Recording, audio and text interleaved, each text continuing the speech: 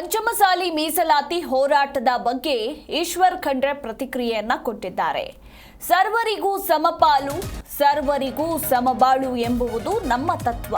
ಬಸವಣ್ಣನವರ ತತ್ವದ ಆಧಾರದ ಮೇಲೆ ನಮ್ಮ ಪಕ್ಷ ನಡೀತಾ ಇದೆ ಅಂತ ಬಾಳೆಹೊನ್ನೂರಿನ ರಂಭಾಪುರಿ ಮಠದಲ್ಲಿ ಸಚಿವ ಈಶ್ವರ್ ಖಂಡ್ರೆ ಹೇಳಿಕೆಯನ್ನ ಕೊಟ್ಟಿದ್ದಾರೆ.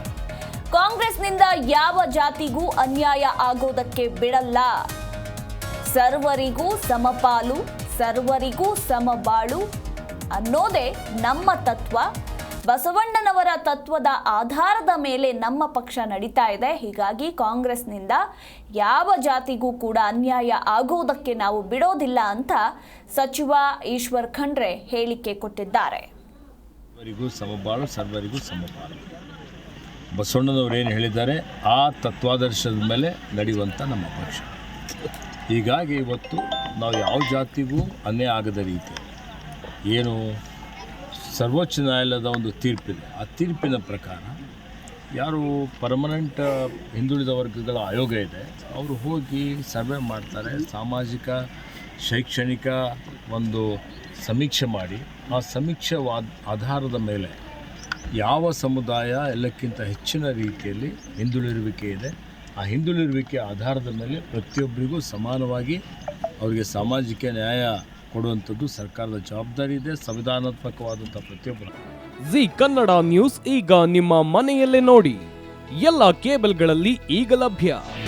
ನಿಮ್ಮ ನೆಚ್ಚಿನ ಜಿ ಕನ್ನಡ ನ್ಯೂಸ್ ಈಗ ಸನ್ ಡೈರೆಕ್ಟ್ ನಲ್ಲಿ number 292, Tata play number 1664, Jio TV number 1334, NXT digital number 30, in cable number 30, city networks 51, U digital number 162, GTPL number 17, Rockline telecommunications number 42, Shri Basaveshwara cable number 168, rural cable network 60, Vinayaka digital 57, Abhishek cable 821, city channel 53, Siddeshwara cable network 57, V4 digital Infotech 628, Surya digital networks 53, Gajanan digital number 836, Malnad Infotech private limited number